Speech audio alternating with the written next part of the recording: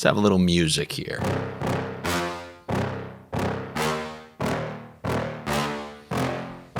What is going on, everybody? Welcome back to the You're Still Here podcast. How you doing? Is everything going well? Well, this episode of the You're Still Here podcast is proudly brought to you by Tubi. Tubi, you know what that is? T-U-B-I. It's one of these apps that exists that has free movies on it with, I guess, limited advertisements. But I have no clue how any of them make money. So this week's episode is brought to you by Tubi. One of the apps, like the Roku channel, these variety of apps, I don't know how they have rights to movies because there's no way they make any money. There's no way. If you have all those apps, all the Vudu, Tubi, Roku TV, all of them don't make a combined $5. And that's who this episode is brought to you / not brought to you by. The variety of somewhat scam streaming networks. And you go check these things out, by the way. Just in your app store, type free movies. And you'd be surprised. You'd be surprised. I remember around Halloween, I wanted to watch Halloween. And because of the way things work now, how they rotate movies off of networks because of rights. Like one movie will be on Netflix. And then you Google it on Netflix. Oh, by the way, how about this? Wasn't even planning for it. Scam of the week. The Netflix search of a movie. If you were to Google a movie, for example, let's see if Netflix has so-and-so. If Netflix ever carried a movie, Google will pull up the result of that movie on Netflix, leading you to believe that it's currently on Netflix. For example, if I type in Tremors, yeah, that's right, with Kevin Bacon, it will show you Netflix, Tremors, and you click on it and it shows you the thumbnail of the movie as if it's available. So now let's say you were planning to watch it later on, you pull up Netflix, you type Tremors, and it says, not available on Netflix, but it wants to give you the illusion that it has every possible movie. And as we all know, it has a grand total of 0 good new movies.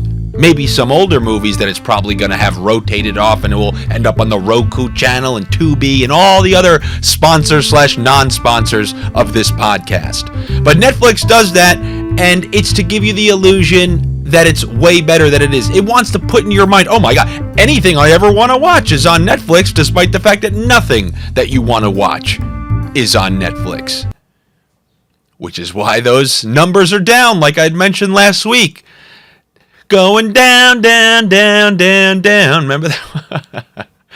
I'm the worst singer there is, but for whatever reason, like I'm still awful. Whatever I just did is absolutely awful. But I will say that when you're connected to a proper microphone, it actually somewhat helps a little bit.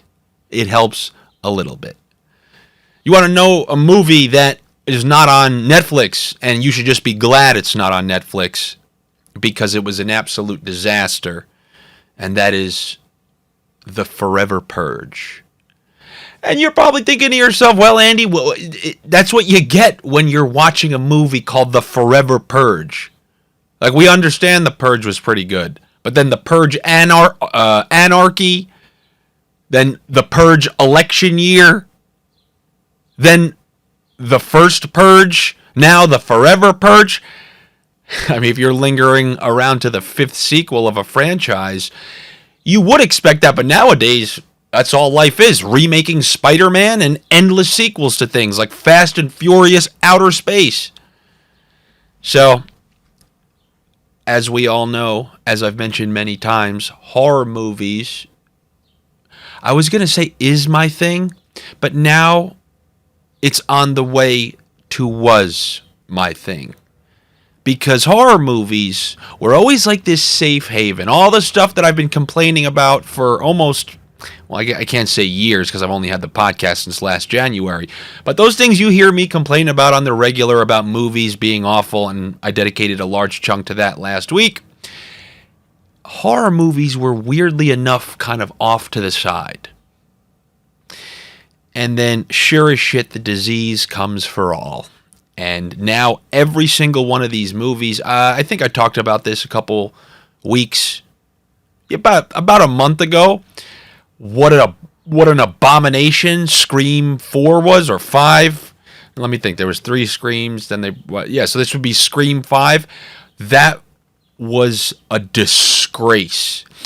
These disgrace type movies, the way I had said last week, Cobra Kai has become like cartoonish. It feels like an SNL sketch of Scream.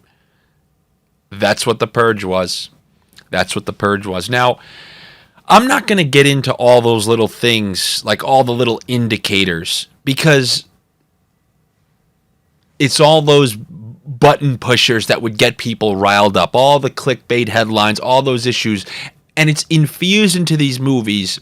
Now look, many things used to be infused in movies in a way that served the storyline, and then it wouldn't be at the forefront of your mind. But it feels so shoved into these storylines now, it pulls you out of the movie.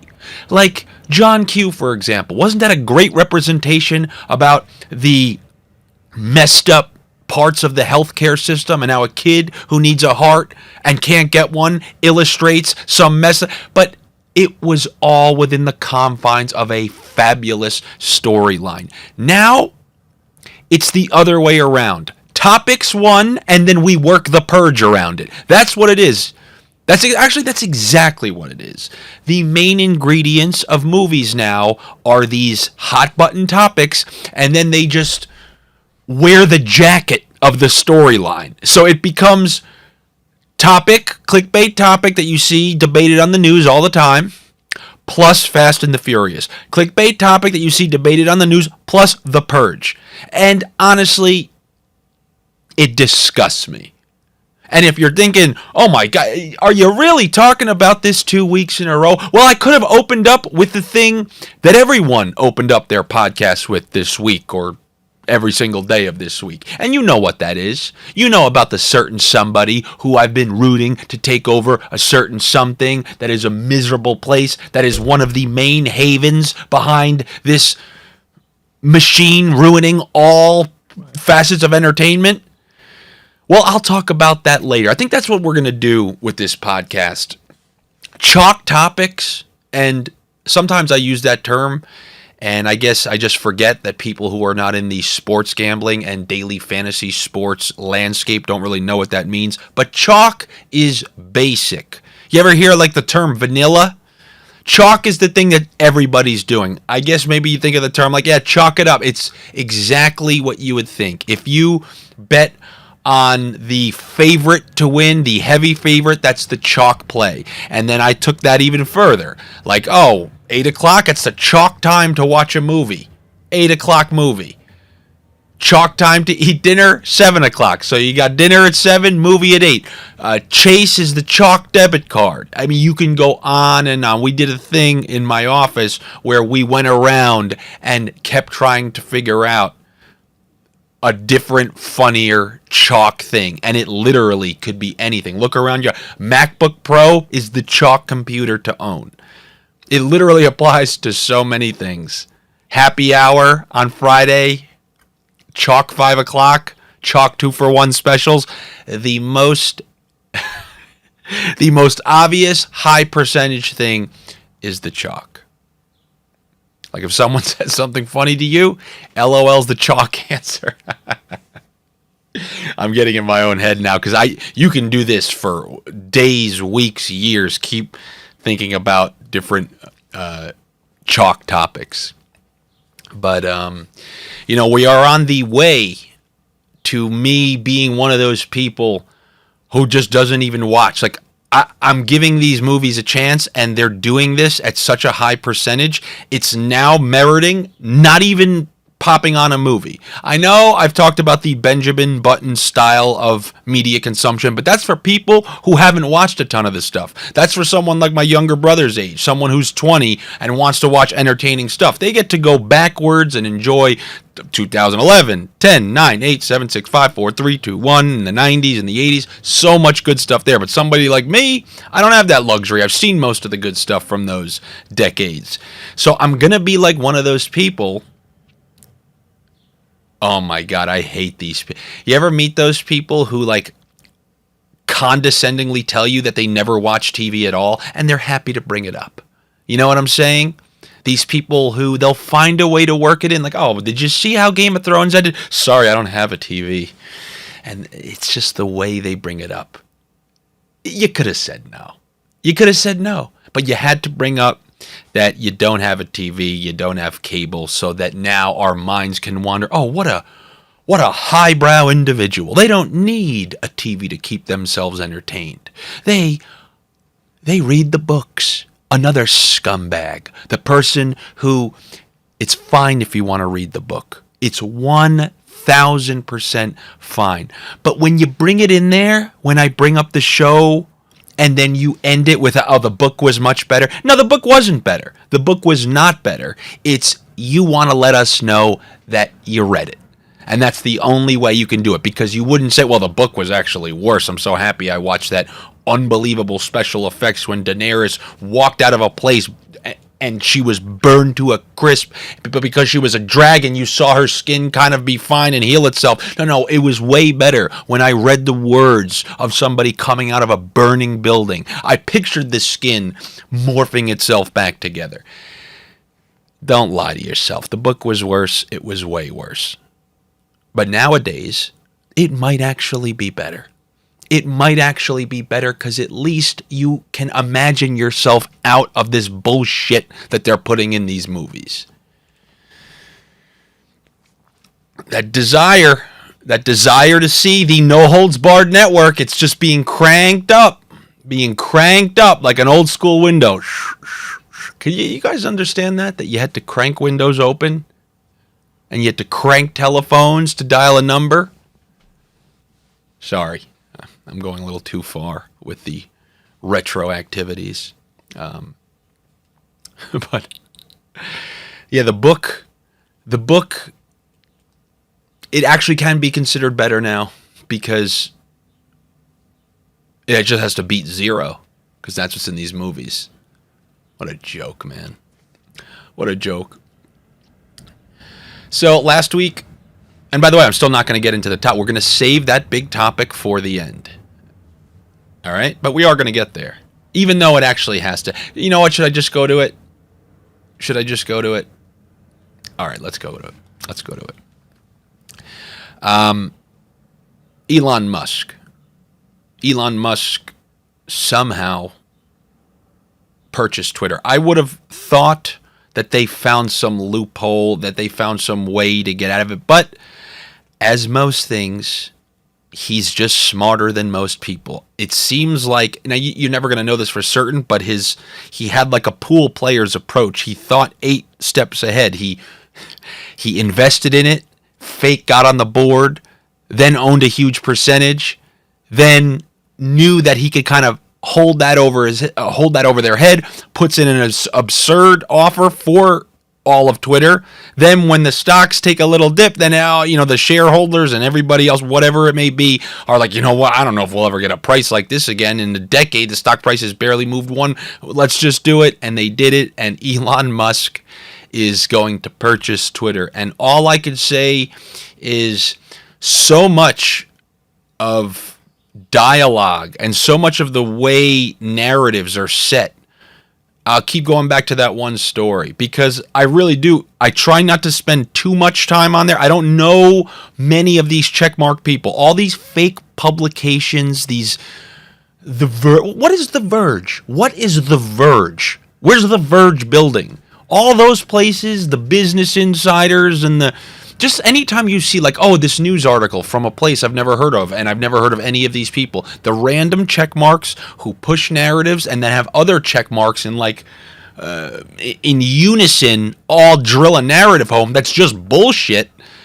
That's a key cog into a lot of the nonsense that you're seeing going around. Even though Twitter is one of the smaller platforms in terms of users, like TikTok, Instagram, Facebook, all that stuff. I truly believe it is the number one platform when it comes to setting what's normal. Oh, no, this is normal. The boundary setting seems to happen on Twitter. Maybe it's because all politicians are verified and on there and whatnot. But regardless, Elon Musk straight up taking it over Vince McMahon style.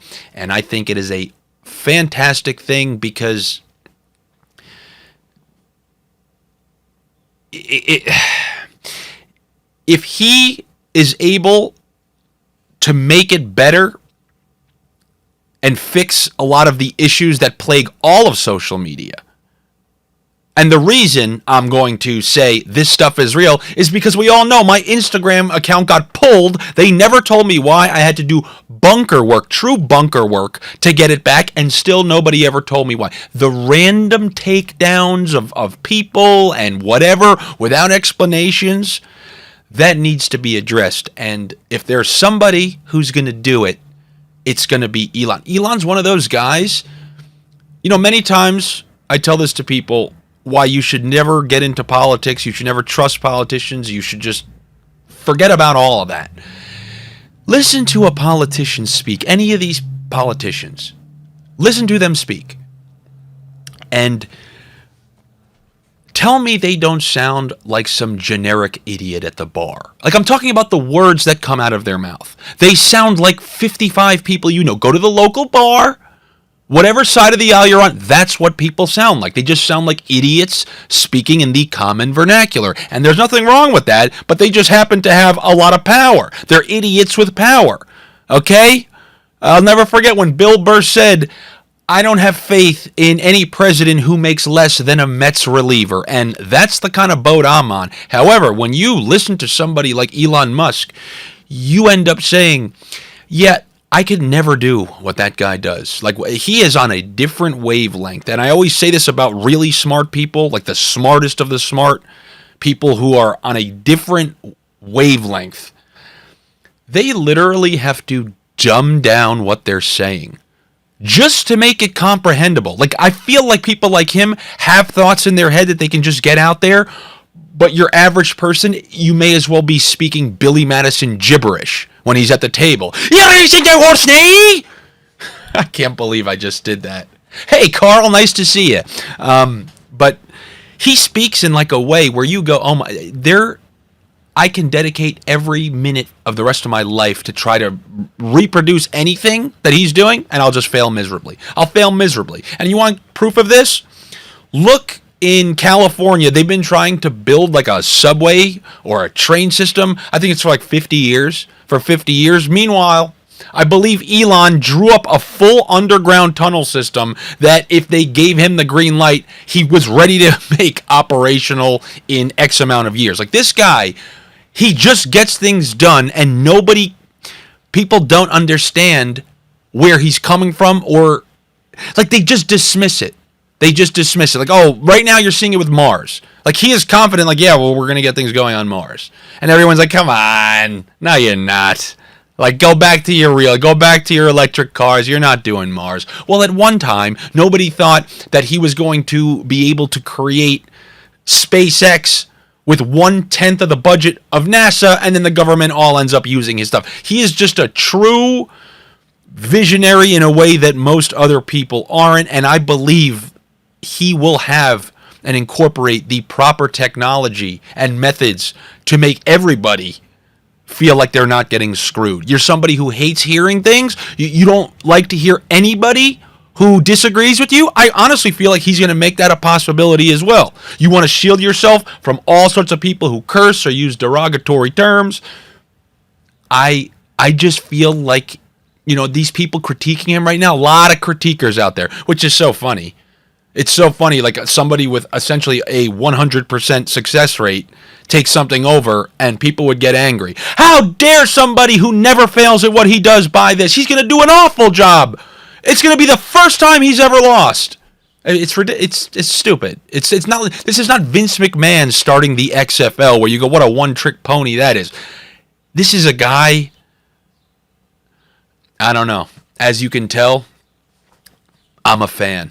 And then I believe once he starts a proper cleanup of one social media platform, then the other ones look around. Like the same way you've seen Instagram give in to TikTok. All of a sudden, it crunched my videos while it was king, it just shoved me to the bottom, deactivated me. Now, what do you know? All of a sudden, remember my 30-second reels when everyone was allowed to upload 60-second reels? They put the shackles on me. Then they start getting their ass kicked by TikTok. And then what do you know? Old Andy gets his 60-second reels back. They push mine out there a little more. I even get offered to get paid to make reels. Like, it's not a lot, but they say if you upload a lot of reels, we'll throw you up to, a couple $100 depending on how many views you get. All of a sudden, the guy who was banned and the guy whose reels were limited to a certain time frame, and I still don't understand what 30 seconds I couldn't get a wild message across, but 60, we can't give him 60. You give him those extra 30 seconds, he's really going to be able to get you. But for real, that's what you're going to see with the other apps. It's when one person raises the bar, the others are forced to respond, and I just have faith in this guy, man. I do. And if I'm wrong, here's the thing. I'm never truly shocked. So I wouldn't be shocked if he just says, all right, well, I own it now, and he just rolls over the policy. But I doubt it, man. I doubt it. Just doesn't seem his style. And I look forward to it. And to those people who are like trying to predict the things that are going to go wrong for him. Like, Elon doesn't know what he's getting into. He's not going to know. How's he going to handle hate speech on the platform? How's he going to handle? Because he has a wacky-ass mind that yours isn't like. That's how. Like, when people try to think, what's he going to do?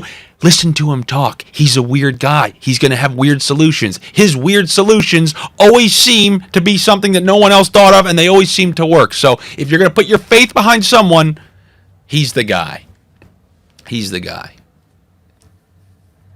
And I really kind of love that he blew a bunch of money on buying this. And if you're going to take his word, he said that it's not financial. This is not a financial type of thing for him. He's not looking to build his wealth. He was trying to do it for the right reason. Someone who's into money would say, well, that's a waste of money. And that's another reason I like him, because I tend to be an idiot with my money as well, if I happen to run into some. There was a time where, I'll talk about this one day. We're going to do a full episode, and I keep putting this off. When the time is right, I'm going to tell this story. But when I was 19, I came into like $50,000.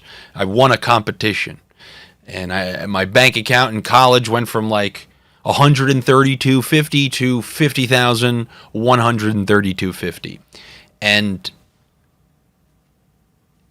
when a teenager has money like that, he's going to buy stupid things. And I almost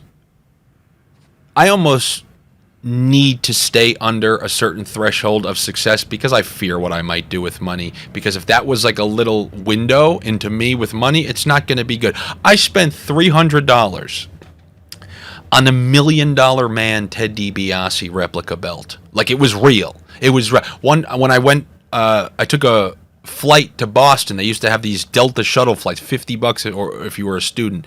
And I brought this belt with me. I literally brought it, and I had to put it on the conveyor belt.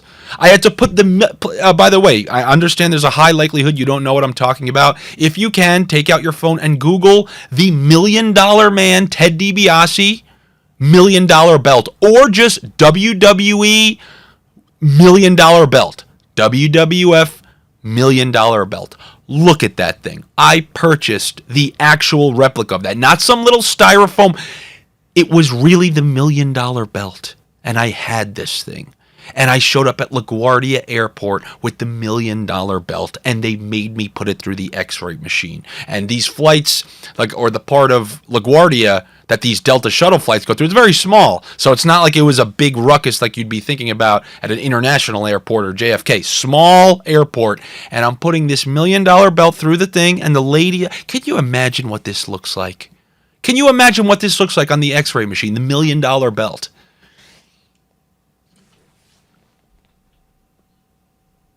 Sorry, just wanted to make sure.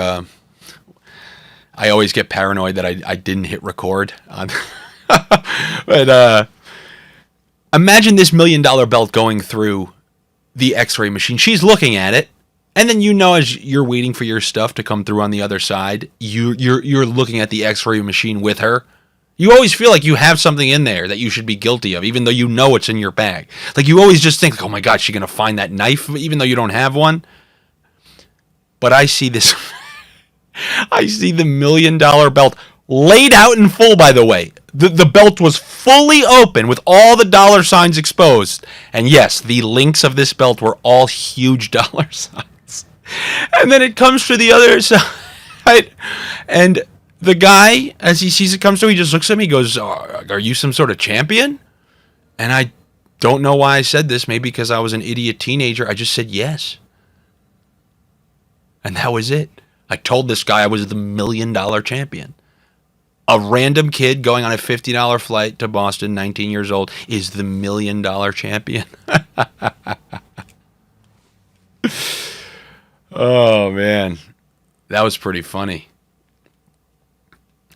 I'm trying to think if there have been any other truly exorbitant purchases that are completely ludicrous that I've had. There has to be. There just has to be. Come on. I'd also love to hear some of yours. You know? People don't like to admit that stuff. People don't like to, well, remember, $50,000, and I told you about one single $300 belt. Maybe there was some more. Maybe there were some more. And I know that the $1 million belt was an embarrassing thing to buy. At least I still have it. Maybe I'll put that as a set decoration in the future, the $1 million belt. And I know it was somewhat embarrassing, but at least I'm not one of these people shopping at the HBO store buying authentic Game of Thrones replica, you name it. So, unfortunately, you're not going to see it on there anymore because the show isn't on. So, I don't know what they did with some of this stuff. So, Game of Thrones obviously was like the most popular show on television. So, you could imagine the store was massive. I even had a little plastic umbrella. It was like a sword that turned into an umbrella. It was like $20 or something like that. However, there was a section in there that had a full variety of authentic gear. It had Ned Stark's like actual sword that was a functioning sword that weighed like 48 pounds, and it cost like $1,900. How the hell did they list that on there? And who was buying it? Who bought Ned Stark's real sword from the HBO store? And at least, you know what? He's like one of the main characters. Everybody knows Ned Stark. They even had real stuff from obscure characters. I'm sorry if you don't know Game of Thrones. Maybe I could explain this in a way where you would understand. Well, they're these soldiers of just like generic soldiers called the Unsullied, where, you know, these aren't main characters of the show. One of the Unsullied army, just one, is known by name. Everyone else are just these generic soldiers kind of fighting in the background. And they had full Unsullied armor. Armor to fight in like medieval type warfare. Why would I need authentic armor? Why do I need an authentic Unsullied shield? What's one reason I would need? Because if you get a costume, just get a play. What the hell? Like, how can they make this? I refuse to believe they turned a profit on authentic Unsullied armor. And all these capes, all this stuff. And I guess for the main characters, you could say people who wanted authentic costumes, that's still a lot. But I'm telling you, there were things on there, $750, actual legitimate swords. Who needs these massive swords? And by the way, HBO can just sell weapons? That seems a little far-fetched. Literally in the same store where they have puzzles and board games, there's an actual sword that could murder someone? And this is real. This is real. Actually, I got to take more heat for the $1 million belt. That is ridiculous. That is pretty ridiculous. But I guess, you know, like somebody who buys a pair of signed boxing gloves or something like that and hangs it up in the corner. I guess this is me just trying to defend it. However, there's one last hilarious purchase that if I was 19, maybe I would have done it. But Ravishing Rick Rude is another wrestler. He was one of those guys.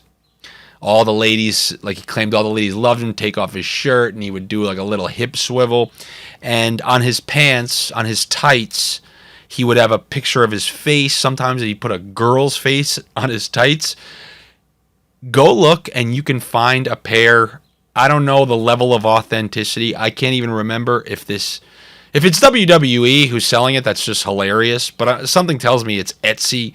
There's a legitimate pair of Ravishing Rick Rude tights available.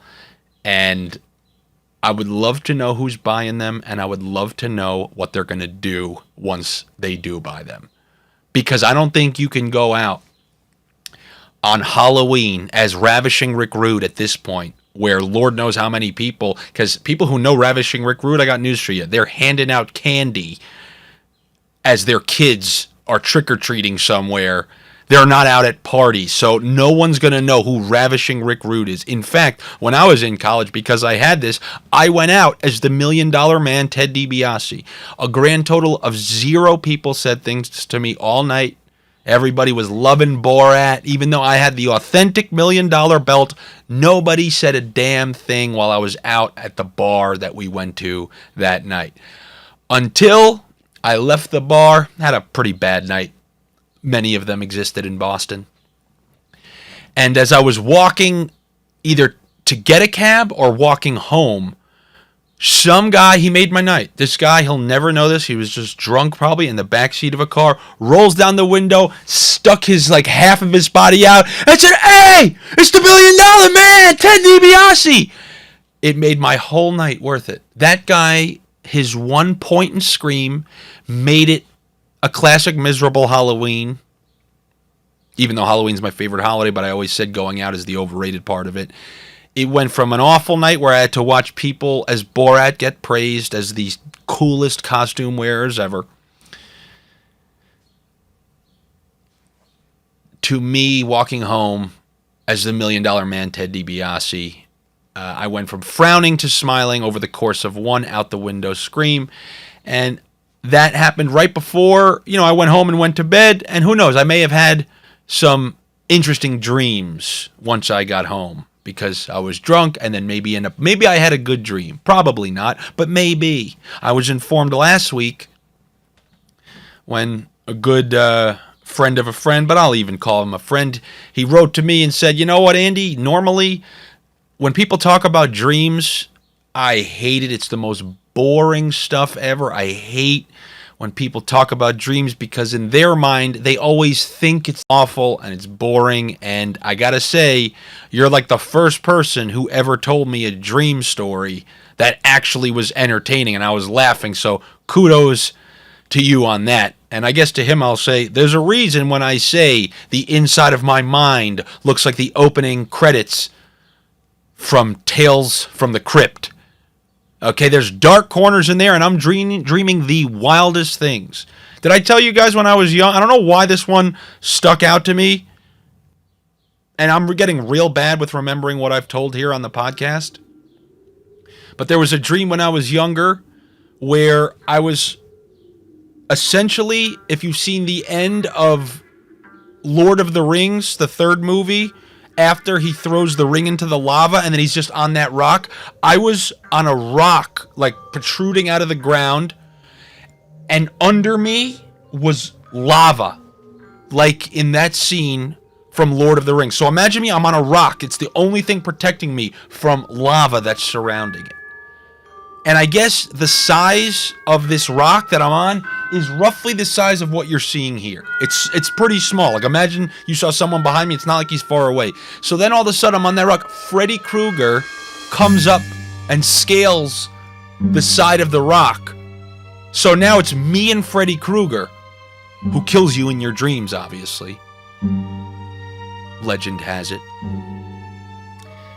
And then all of a sudden, Popeye the Sailor Man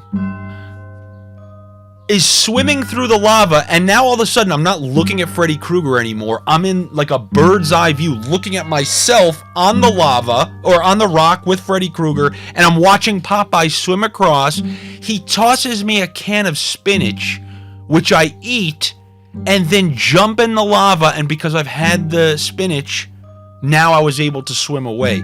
And I wasn't in my first person perspective still. I was still watching from like a bird's eye view.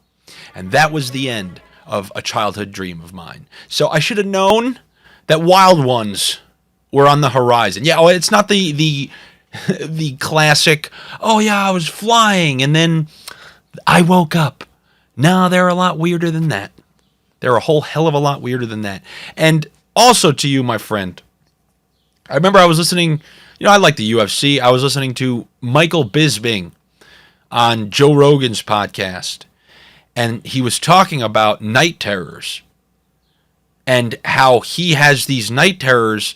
And then you've even heard stories about people who have done, like, I forget what drug always elicits this type of reaction, but people literally like have gotten in their car and were driving after taking a drug and then going to sleep. But this is one of the most fascinating things to me. People who actually carry out activities, and the story is wild. He was talking about how in hotel rooms he needed to be like locked inside, or else he'd be naked and go wander outside hotel rooms. And he tells a story about how he climbed his fence naked and was in his neighbor's backyard while sleeping. That, anybody who has stories like that is fucking bizarre to me. That is fucking wild. Like, we just dismiss that because, like, oh yeah, some people sleepwalk, and we've just normalized that in our own brain. That's fucking wild. Think about that. Somebody is sleeping. There's nobody behind the wheel. And then they get up. Are their eyes open? Are their eyes open? Like Bisping, when you're doing this, when you're getting out your bedroom, you have to turn the knob. Are you turning the knob with your eyes closed? Or do you look down at it, grab it, open it? Like, you know what I'm saying? Is somebody's eyes open as they're sleepwalking? Or do you mean to tell me that we all have a hidden talent to know everything step by step? If we turned off the lights right now, I'd be reaching around like an asshole. But if I'm sleeping, all of a sudden I know every millimeter around me, and I know the depth of every step and how to unlock doors without having to reach for anything. That is fucking wild. That is bizarre. And how is nobody talking about this? I need further investigation into these night terrors and people who do things while they're sleeping. And more importantly, are their eyes open? Are their eyes open? Like, are they just in one of those dazes? Like, when you're thinking of something and like this, and you're just kind of remembering something, but you can still kind of talk to somebody. You know that? When someone's just caught in a daze, you like that? How's that for some acting? Is it kind of like that, where somebody's open? So if I looked at Bisping in his neighbor's backyard, is he just standing there? And then I go, Mike! And then he just... Or is he just eyes closed? Because that's some bizarre stuff, man. That is pretty crazy. When it comes to... I told you that with dreams, and mine in particular, they kind of morph. I'll be in one, and then all of a sudden, I even remember, like, the time jump. Like in that movie, is it called Jumper with Hayden Christensen? Where all of a sudden he's in, like, Egypt, and they jump somewhere else. Well, that's what my dreams are like. They jump from place to place. And I'm going to morph this into a conversation about 90s music videos, because I went on a binge this past weekend where I watched a whole bunch of 90s, early 2000s music videos, and specifically ones from pop stars. Because, man, when I tell you, they do not stand the test of time. All those bands that were, killing it on TRL, the NSYNCs, the Backstreet Boys, the Christina Aguileras, the Britney Spears, the 98 Degrees, I don't know, because I've read the Mandy Moores, the Jessica Simpsons, all of them. You need to go back and watch these music videos. And they are beyond cringe. They are beyond cringe. And the dreamlike quality of them is that they make no sense. They make no sense. Like, Britney Spears There was one I saw. Or how about Backstreet Boys? We were watching a music video for, I believe it's the Call or the Calls. I think that's the name of the song. It's not one of the main ones that I remember, but the premise is I guess they're kind of cheating on their girlfriend with the hottest girl ever, and then this hot girl just kind of runs away from them, and the whole sequence reminds me of a dream. Like they're on. At first, this girl's like, "Come back to my place." So one of the Backstreet Boys is in the back of a cab with her. Then all of a sudden, there's nobody in any of the cars, and she gets out and runs away. And then this other guy can't seem to find her, and even though she's run away, he's looking in the cars. And this is what dreams are like. These inexplicable things that make no sense. It makes no sense at all. Like Britney Spears, we were watching Sometimes. She's on a beach singing in cringe fashion. And there's a guy she's talking about who's also on the... Is she talking about that guy right there? And the guy just happens to be on the same beat? No, they're like... Music videos are all essentially dream sequences. That's what they're like for me, by the way. These random things that are kind of related, but not really.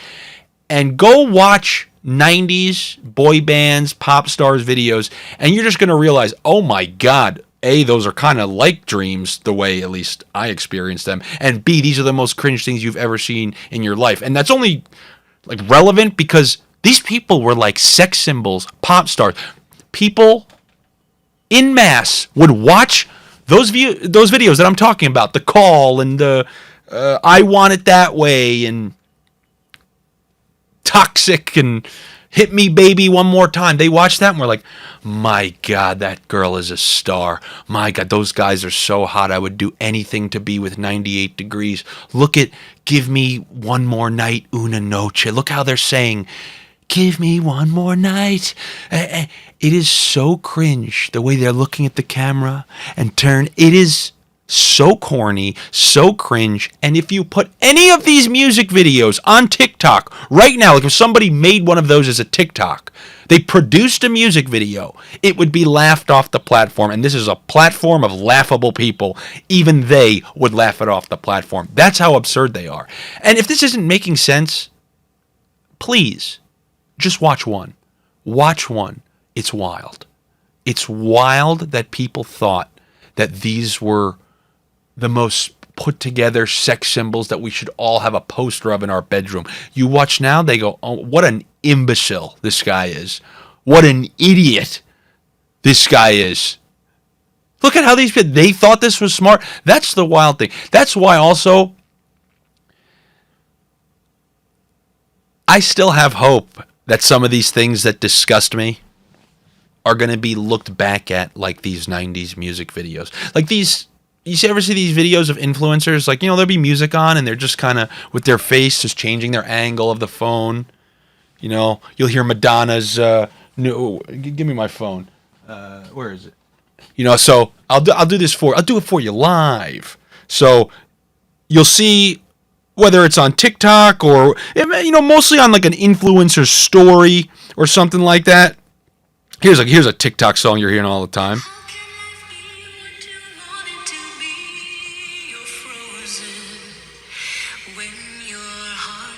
And girls will just change the angle.